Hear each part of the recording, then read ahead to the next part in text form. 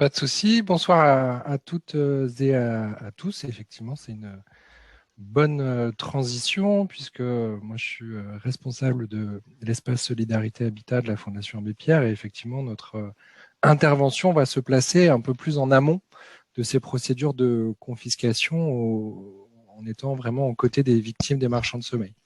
Déjà, en préambule, merci de votre invitation. Je suis très content d'être parmi vous ce soir, puisque SNL est un partenaire privilégié de la Fondation depuis de nombreuses années. Et nous, on travaille de façon assez proche avec SNL Paris. Donc, je suis très content d'être parmi vous. Pour essayer de vous présenter notre action qui vise à accompagner les occupants de marchands de sommeil à Paris. Tout d'abord, juste quelques mots pour vous représenter un peu globalement et rapidement la Fondation pour ceux qui ne seraient pas encore familiers de la Fondation Abbé Pierre. La Fondation Abbé Pierre a été créée en 1987, reconnue d'utilité publique en 92, avec plusieurs missions. Permettre d'accueillir les personnes en difficulté de logement avec un réseau de boutiques solidarité et de pensions de famille, de construire du logement abordable, mais ça vous connaissez par cœur, réhabiliter des logements indignes, notamment pour des propriétaires occupants impécunieux, pour leur permettre de réaliser des travaux en complément de l'ANA ou d'autres dispositifs. De pouvoir produire de l'expertise avec le rapport mal-logement que vous devez bien évidemment toutes et tous connaître, et puis de sensibiliser le grand public, les responsables politiques et les autorités publiques, tous les intervenants qui interviennent de près ou de loin dans le droit, dans les questions du logement. Et puis enfin, un dernier axe que je vais développer un petit peu plus avant, surtout si je dépasse le temps, vous me coupez. Dernier axe qui va être de soutenir les personnes en difficulté de logement, notamment dans le cadre de permanence d'accès au droit. Donc c'est pour ça que l'espace Solidarité Habitat dont je m'occupe a été créé en septembre 2000, avec pour ambition d'accompagner les ménages parisiens mal logés qui auraient des difficultés dans l'exercice de leurs droits, puisque vous le savez, on est dans une société qui se judiciarise de plus en plus avec un recours aux juges de plus en plus fréquent, des droits qui sont ouverts pour les personnes, notamment les plus précaires. Mais néanmoins, ce n'est pas parce qu'un droit est ouvert que les personnes sont en capacité de pouvoir les exercer. Donc notre rôle, c'est bien de pouvoir les accompagner dans ces procédures judiciaires et dans l'exercice de leurs droits pour qu'on puisse déjà, pour que les personnes que l'on reçoit puissent dans un premier temps déjà les connaître, les comprendre, et puis surtout décider décider ensemble d'une stratégie à mettre en œuvre autour des situations de mal logement. Donc on est basé dans le 20e arrondissement à Paris. Nous n'avons pas vocation à remplacer le droit commun, puisqu'il existe des solutions de droit commun. Je pense notamment à l'ADIL, l'Agence départementale d'information sur le logement que vous connaissez peut-être, qui a vraiment pour mission de conseiller les personnes, de les recevoir et de leur donner une information sur les procédures judiciaires ou juridiques. Néanmoins, pour toute une partie de la population, notamment les plus précaires, les plus fragiles, il est absolument nécessaire d'aller plus loin et d'accompagner les personnes au long cours pour leur expliquer un peu les démarches et les choses auxquelles ils vont devoir être amenés je vais perdre le fil de ma phrase, mais c'est pas très grave. Donc, il est nécessaire de les accompagner dans ces démarches d'accès au droit qui sont parfois relativement complexes. Donc, en gros, on accompagne 1500 ménages par an autour de la prévention des expulsions. Ça, c'est 80% de l'activité. De la défense des occupants qui sont en hôtel meublé ou dans des structures d'hébergement. Dans la lutte contre les discriminations liées à l'accès au logement. Et enfin, sujet qui nous intéresse ce soir, dans la lutte contre l'habitat indigne et la protection des personnes en hôtel meublé, sujets qui sont un peu parfois connexes. Donc, on travaille dans un réseau partenarial. Nos partenaires privilégiés sont d'une part un réseau d'avocats. On a une trentaine d'avocats avec qui on travaille en grande proximité, certains depuis l'origine et la création de l'espace Solidarité Habitat, qui nous permet vraiment de pouvoir échanger de façon quotidienne avec eux autour des situations afin d'essayer d'accompagner au mieux les personnes et puis de dégager des stratégies. Et surtout, on essaye toujours de marcher sur deux jambes. D'un côté, accompagner les personnes et à partir de l'accompagnement qu'on propose aux gens qui nous sollicitent, de pouvoir créer une certaine expertise. Et dans la question de l'accès au droit, l'expertise passe essentiellement par la création de jurisprudence positive, mais aussi par, ça arrive parfois, des propositions qui sont faites et qui sont relayées par la Fondation pour améliorer des textes de loi. Donc on est vraiment dans le cœur du sujet sur les marchands de sommeil, parce que évidemment, tout ce qui a été présenté sur ce qui se passe en Italie donne envie pour pouvoir récupérer ces logements. J'ai envie de dire que ce soit des victimes de marchands de sommeil ou non qui les occupaient, mais pouvoir en faire des logements sociaux dont on manque cruellement.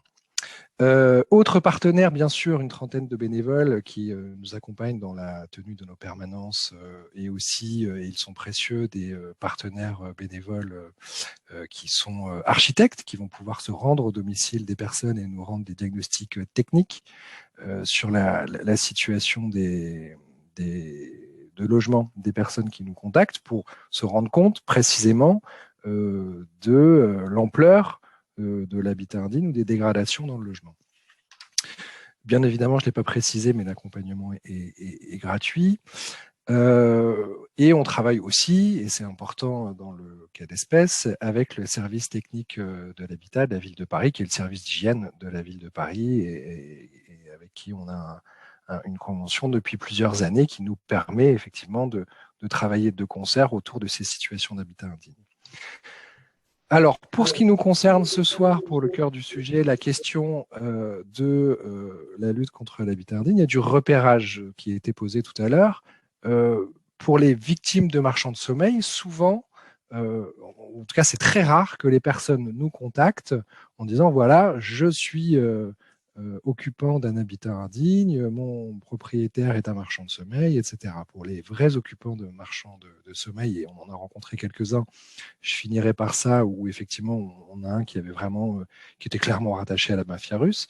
C'est pas forcément le premier élément qui nous est mis en avant. Les personnes viennent nous voir en nous disant voilà, mon propriétaire souhaite mon départ, il m'a donné un congé, est-ce qu'il est valable ou pas, il me demande d'encaisser les loyers en espèces, il est intimidant parce que j'ai un loyer en retard et il me menace de me mettre dehors du jour au lendemain. C'est d'ailleurs arrivé à ma voisine, etc., etc.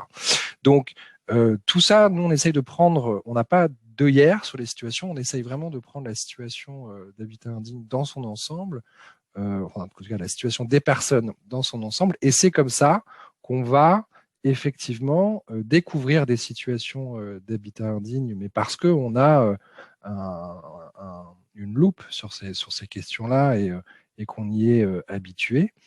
Je ne dis pas qu'on passe pas parfois à côté de situations, de personnes qui vivent dans des logements qui sont victimes de marchands de sommeil, parfois depuis des années, et par ailleurs accompagnées par des services sociaux, etc. Donc la question du repérage, elle est évidemment centrale sur la question de l'habitat indigne. Il y a évidemment le traitement et la volonté politique, mais aussi le repérage, parce que par définition, les personnes qui sont victimes de marchands de sommeil sont des personnes extrêmement vulnérables. Elles ne se retrouvent pas dans le parc privé par hasard. Elles y sont d'abord parce que y a une tension, un niveau de tension exceptionnel sur le logement, le prix des loyers, mais je vous apprends rien, j'enfonce une porte ouverte en vous disant ça, mais c'est les marchands de sommeil prospèrent parce que il y a une crise du logement extrêmement prégnante en France et particulièrement en Île-de-France et à Paris, qui font que les personnes n'ont pas d'autre solution que de se retourner vers le parc privé dégradé. Le parc social en face est évidemment totalement saturé, avec très peu de ménages qui obtiennent satisfaction sur leur demande de logement social. Et donc, du coup, effectivement, c'est le contexte qui permet l'émergence des marchands de sommeil. Et puis, par ailleurs, les familles sont aussi dans des situations de vulnérabilité importante par rapport à l'emploi, d'abord. Ce sont souvent des personnes qui, si elles travaillent, ont des petites ressources en temps partiel, sont en CDD, en intérim, ou intermittents, ou des personnes qui sont travailleurs saisonniers, etc. Donc, du coup, qui ont une vraie précarité par rapport à l'emploi et donc, du coup, aux ressources et à leur capacité de pouvoir accéder à un logement digne. Ce sont aussi et beaucoup des personnes qui sont pas en France, qui sont parfois en France depuis très longtemps, mais qui n'y sont pas en situation régulière et qui du coup n'ont pas accès au parc social, et avec peu de ressources, il y a bien souvent seul le parc privé dégradé qui accepte de les loger dans des conditions souvent épouvantables. Donc, c'est pour ça que notre rôle premier, c'est de pouvoir déjà comprendre la situation, de soutenir les personnes qui sont extrêmement vulnérables par rapport aux personnes qui les logent, hein, donc qui sont, elles ont conscience aussi du fait que, et ça arrive parfois, alors souvent même à leurs voisins, de se faire mettre dehors sans autre forme de procédure, et donc du coup qui ont très peur par rapport à leurs logeurs. Donc notre rôle premier, c'est vraiment de pouvoir les soutenir, essayer de leur redonner confiance et de leur expliquer qu'effectivement, il y a des textes, il y a des lois qui sont assez protectrices, pardon, pour les victimes de marchands de sommeil, avec des droits importants qui peuvent être accordés, notamment droit au relogement, suspension des loyers, parfois des dommages et intérêts importants qui peuvent être proposés. Donc vraiment un rôle de soutien, de mise en confiance, et de clarifier ensemble la stratégie qu'on va mener, euh, parce que il y a aussi des personnes qui ont peur de mener les choses, et on ne force pas à le faire, parce que on ne va pas signaler une situation au service d'hygiène si la personne ne le souhaite pas, parce que nous, on n'habite pas sur place, on ne travaille pas le week-end ni le soir, et si les occupants font face à l'exécution des menaces de la part du propriétaire, on ne sera pas là pour les protéger. Et voilà, donc du coup, l'enjeu, c'est vraiment de pouvoir mener ensemble les, euh, les procédures, je ne vous les détaille pas parce qu'elles sont assez nombreuses, en tout cas, d'actionner ensemble les leviers qui s'offrent à eux pour essayer de résoudre leur situation d'habitat indigne. Donc, l'objectif pour nous, c'est d'abord d'améliorer la condition de vie des occupants, soit par la réalisation de travaux ou alors le relogement, si le logement n'est vraiment complètement insalubre, par la mobilisation des outils réglementaires et juridiques. C'est vraiment la législation qui permet aujourd'hui le relogement des occupants lorsque c'est actionné. Bien sûr, la poursuite des propriétaires aux pratiques de marchands de sommeil, pour nous, est extrêmement importante. Donc, on essaye de le faire systématiquement et sur tous les fronts, y compris donc souvent au civil, mais aussi au pénal. On a déjà eu l'occasion de se constituer partie civile avec succès, et je vous détaillerai tout à l'heure la dernière décision qu'on a obtenue, justement avec la confiscation des biens du marchand de sommeil.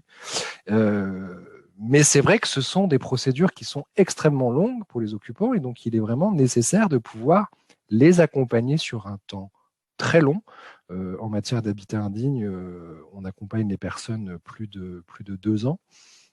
J'ai plus le chiffre exact en tête, mais sur des temps assez longs qui se calent sur les procédures judiciaires. Et quand on a une procédure qui est instruite par un procureur et qui ensuite donne lieu à un procès au pénal, évidemment, les temps d'instruction sont extrêmement longs.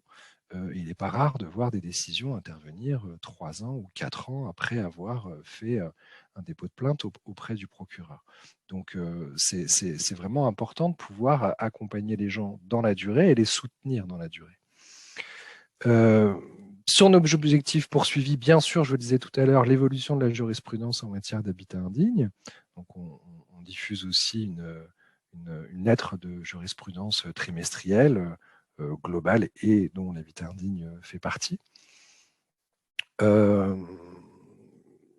Et puis, bien sûr, interpeller les pouvoirs publics sur les situations inadmissibles afin de pouvoir contribuer à faire évoluer les politiques publiques ou l'arsenal législatif, même s'il est bien étoffé, qu'on peut toujours améliorer à la marge. Je sais plus, j'ai perdu le temps. 37, il nous reste peut-être quelques minutes. Donc du coup, ce qui est important, c'est que souvent, marchand de sommeil veut dire aussi pas un individu isolé, mais un patrimoine plus important avec plusieurs logements loués dans des conditions. Alors à Paris, on est beaucoup sur des 3-4 mètres carrés. Le plus maximum qu'on ait vu, c'était moins d'1 mètre carré habitable, loué en général comme un studio ou une chambre à 500 euros. 500 euros par mois. Donc, premier élément pour nous, ce qui est important, c'est de pouvoir aller sur place, rencontrer l'occupant qui est venu nous voir initialement. Ensuite, comme je vous le disais tout à l'heure, on prend vraiment la situation dans son ensemble. Donc, on n'hésite pas par rapport au service d'hygiène qui se contente de la plainte du signalant, à aller sur place, à rencontrer les voisins, à taper aux portes, y venir à différentes heures, parce que évidemment les gens travaillent, etc. Voire parfois, ça arrive sur les adresses les plus importantes le week-end, pour essayer de rencontrer un peu toutes les personnes qui vivent à cette adresse. Si on est vraiment face à une situation de personnes vulnérables, logées dans des conditions contraires à la dignité humaine, qui est vraiment le qualificatif pénal qui va permettre d'obtenir des bonnes décisions, enfin en tout cas des décisions de justice pour les marchands de sommeil, on va essayer de créer un collectif sur l'adresse pour un peu renverser l'intendance et l'inquiétude des personnes, pour renverser le rapport de force, voilà, pour essayer de faire en sorte que ce collectif puisse faire face aux menaces ou intimidations du propriétaire, qui puisse s'organiser pour effectivement essayer de créer un collectif qui va lutter et se redresser face à ce propriétaire. Et puis, pour chaque situation, on va définir une stratégie à la fois collective sur l'adresse et puis individuelle avec chaque personne, parce qu'en matière d'habitat indigne, chaque situation est particulière et la stratégie sera différente en fonction de la situation de la personne, est-ce qu'il est en situation régulière ou pas sur le territoire, en fonction de l'état du logement et des outils à actionner, est-ce qu'on est sur du péril, de l'insalubrité, etc. Donc là, on rentre un peu dans le technique, c'est pas très intéressant, mais du coup, voilà, c'est vraiment le plus difficile sur le travail dans l'habitat indigne, c'est vraiment de définir la stratégie initiale en fonction de la situation de la personne, des outils à mobiliser, en fonction de la situation de la personne et de la situation l'état du logement. Voilà, pour pas être trop long, peut-être vous parler donc des choses qu'on peut obtenir. Alors elles sont à plusieurs niveaux. La première, sur le plan civil, quand on saisit un juge, on peut obtenir l'attribution de dommages et intérêts parce que la personne a vécu dans des conditions difficiles, dans un logement non décent, insalubre pendant des années. On peut obtenir la condamnation à rembourser des loyers qui ont été payés alors qu'ils n'auraient pas dû l'être, etc. Ça peut arriver qu'on saisisse également la justice administrative, en tout cas le tribunal administratif, pour essayer, quand on voit des blocages de la collectivité, notamment de la préfecture, pour prendre un arrêté préfectoral qui va statuer sur le fait que le logement est insalubre, de saisir le juge administratif pour demander à ce qu'un arrêté d'insalubrité soit pris. Et puis enfin, bien sûr, sur le plan pénal, quand c'est nécessaire, pour s'assurer que le marchand de sommeil soit condamné, et on n'hésite plus maintenant à se constituer partie civile quand on est face à un marchand de sommeil. Et bien évidemment, dans cet accompagnement-là, on va accompagner la personne dans ses démarches de relogement, etc. Mais il faut savoir que sur l'habitat indigne, les démarches de relogement, souvent, sont liées aux droits qui sont ouverts aux occupants vivant dans des habitats insalubres ou qui ne sont pas prévus pour habiter. Je pense aux caves et combles et autres surfaces parisiennes. Donc, la décision qu'on a obtenue, la dernière en date, dont on est assez content, et ce qu'on disait tout à l'heure, effectivement, aujourd'hui, quand un marchand de sommeil est condamné pour avoir hébergé dans des conditions, c'est qualitif pénal, hein, l'hébergement de personnes vulnérables dans des conditions contraires à la dignité humaine, il y a la possibilité de confisquer le bien. Avant la loi Elan, c'était optionnel. Le juge pouvait confisquer le bien du marchand de sommeil. Après la loi Elan, ça l'a rendu automatique, ça a un peu inversé la logique, c'est-à-dire que le juge doit prononcer la confiscation, sauf à argumenter que c'est pas nécessaire. Donc on le voit de plus en plus dans les affaires, en tout cas nous à Paris, c'est la première fois qu'on l'a vu, parce que les juges étaient jusque-là assez réticents pour les prononcer. Donc dans l'affaire de la rue de Meaux, donc c'était un propriétaire un peu... je suis désolé, moi j'ai pas fait de PowerPoint, j'aurais pu vous montrer des photos, mais un propriétaire qu'on soupçonne d'être lié à la mafia russe, hein, plus ou moins, qui a loué, qui a plusieurs adresses parisiennes, dont une à la rue de Meaux. Il y aura sûrement d'autres affaires en cours qui interviendront plus tard. Des logements qui étaient, enfin, je crois, le premier occupant qui nous a sollicité, c'était une personne qui avait vu son plancher s'effondrer, il voyait son voisin du dessous, et le propriétaire continuait à réclamer un loyer, etc., sans faire aucun travaux. Donc c'est vraiment quelqu'un qui a racheté plusieurs lots dans une copropriété déjà dégradée, qui n'a absolument pas ni entretenu, ni payé les charges de la copropriété, et donc du coup, les logements se sont dégradés de plus en plus, avec des personnes assez vulnérables, souvent des mères célibataires, des personnes seules, âgées, qui occupaient les lieux. Et ça a perduré pendant des années. Et donc, du coup, on a obtenu l'année dernière au pénal la condamnation de ce marchand de sommeil, donc à une peine de prison. Comme il était récidiviste, il a été mis sous mandat d'arrêt immédiat. Donc là, il est en prison. On a obtenu du coup des dommages et intérêts. Alors, j'ai plus exactement tout en tête, mais des dommages et intérêts pour les personnes, évidemment, qui étaient qui ont été considérées comme victimes de ce marchand de sommeil. Il y avait plusieurs sociétés, parce que souvent, la difficulté avec les marchands de sommeil, hein, c'est qu'il y a une organisation assez rodée avec des sociétés qui s'imbriquent les unes dans les autres pour essayer de brouiller les pistes. Mais en tout cas, pour les principales sociétés, il y a eu des peines de plusieurs milliers, voire tac, tac, tac, tac. Donc le gérant principal, marchand de sommeil, lui, a été condamné à 3 ans d'emprisonnement avec mandat d'arrêt, et lui-même a été condamné à 50 000 € d'amende, avec aussi, et ça c'est important, l'interdiction définitive d'exercer l'activité de gestion de biens immobiliers. Et puis, d'autres sociétés qui étaient mises en cause ont été condamnées à une peine de 500 000 € d'amende. Donc on voit quand même qu'on est sur des sommes qui sont très importantes. Et puis enfin, alors j'ai pas fait le compte, mais il doit y avoir une trentaine à peu près de lots qui ont été confisqués aux marchands de sommeil. Et c'est vrai que ça, c'est quelque chose dont on est assez heureux, parce que c'est des choses qui étaient possibles, mais assez rares. Et c'est vrai qu'avec l'inversion de la loi Elan, je pense qu'elles seront plus courantes. Mais la première question qui s'est posée, c'est pour ça que je suis assez content de participer à vos échanges ce soir, parce que la première question qui s'est posée, c'est et après, parce que les occupants, certains sont encore sur place.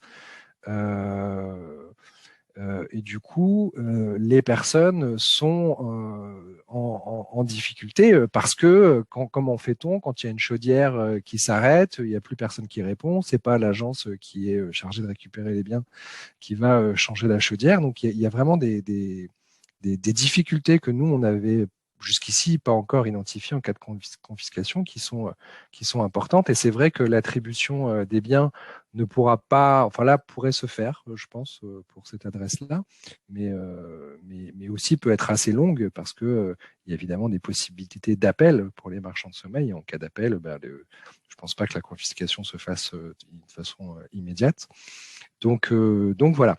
Donc c'est des questions auxquelles j'ai pas encore forcément les réponses. Là, aux dernières nouvelles, la mairie de Paris va préempter. Donc ce qui est bien, c'est qu'effectivement, ce marchand de sommeil ne sera pas condamné. Et la modification de la, enfin voilà. Et donc du coup, c'est quelque chose qui est intéressant et important.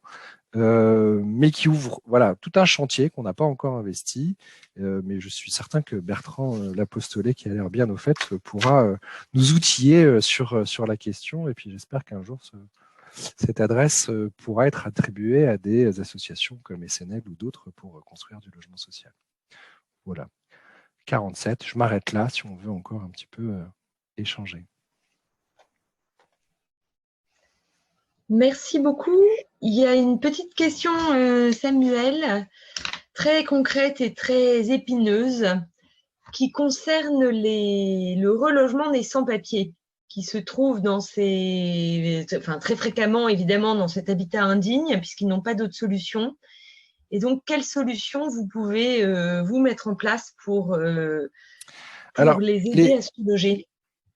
Alors là-dessus, les personnes qui n'ont pas de titre de séjour ne sont pas sans droit. Elles sont sans papier, mais elles ne sont pas sans droit au titre de l'habitat indigne.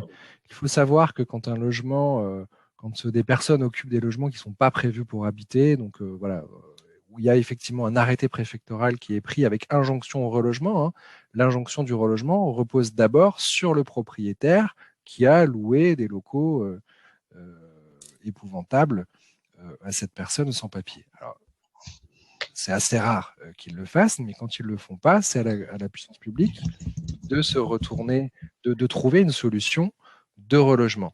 Et là, c'est quand même assez clair et ça a été réitéré affirmé par la jurisprudence. Il y a des QPC, des questions prioritaires de constitutionnalité qui ont été posées sur le sujet. C'est assez clair que dans le cas des dispositifs de relogement liés à l'habitat indigne, vraiment, on parle vraiment de gros habitats indignes, pour les personnes qui sont sans titre de séjour, elles ont un droit au relogement. Donc la question, nous, et c'est ce qu'on essaye de travailler en faisant des propositions d'amélioration jurisprudentielle, c'est de dire c'est à la collectivité de les reloger. Concrètement, nous, on ne va pas forcément militer pour du logement dans du logement social, mais on l'a déjà vu. Hein. Il est possible de faire une convention d'occupation précaire, par exemple, avec un bailleur social, pour permettre de reloger une personne sans titre de séjour. Et puis, l'obtention d'un logement peut aussi permettre l'obtention du titre de séjour. Souvent, ça aide quand même pas mal. Et puis, par la suite, le bail peut glisser sur du logement social classique. Et à défaut, nous, on milite quand même pour que les personnes puissent être accueillies dans de l'hébergement digne. Il existe encore des dispositifs d'hébergement qui permettent l'accueil de personnes sans titre de séjour. Voilà un peu ce qu'on fait. Mais donc, du coup, en tout cas, au niveau de l'habitat indigne, pour les personnes sans papier, il y a des vrais droits qui sont ouverts, mais il y a un gros boulot à faire avec l'État et les collectivités pour améliorer l'effectivité de ce droit-là.